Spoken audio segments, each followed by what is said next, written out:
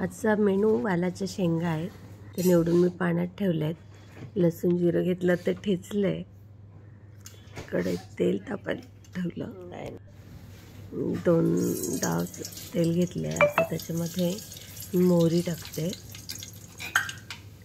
मोहरी चांगली तडतडली की हे लसूण आणि जिरं जे ठेचले ते टाकून देते. आणि त्याच्यात लगेच मी कढीपत्ता टाकला. बटाटे टाकले. कारण बटाट्यांमध्ये जरा तेल बी लगेच सुटले फ्राय होऊन जाते. बटाटे नंतर मग कांदे फ्राय होऊ देऊया. आपण 2-3 मिनटं जरा हलवत राहावं लागतं. आता चांगले फ्राय झालेले आहेत बटाटे.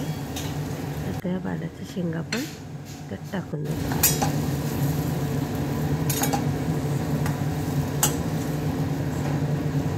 आपण छान फ्राय होतो. फ्राय झाल्या की आपण चवीप्रमाणे मीठ टाकायचं. ते पण आपण वरखाली करून घ्यायचं. ते चांगलं मीठ त्याच्यात थोडंसं पाणी आपण घालूया. थोडा रस्सा हवा असेल तर आपण जास्त टाकू शकतो.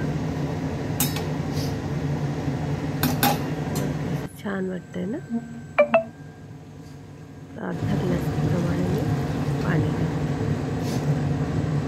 झाकण ठेवून जरा वेळ शिजू दे.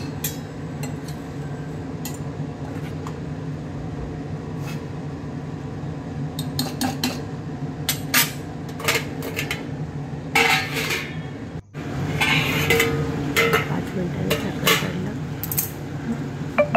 तर लगेच शिजल्यासारखी झाली आहे भाजी. अजून आपल्याला रस्सा हवा तर रस्सा करू शकतो. हे बघा बटाटे शिजले आणि भाजी आपली आता पूर्णपणे तयार आहे.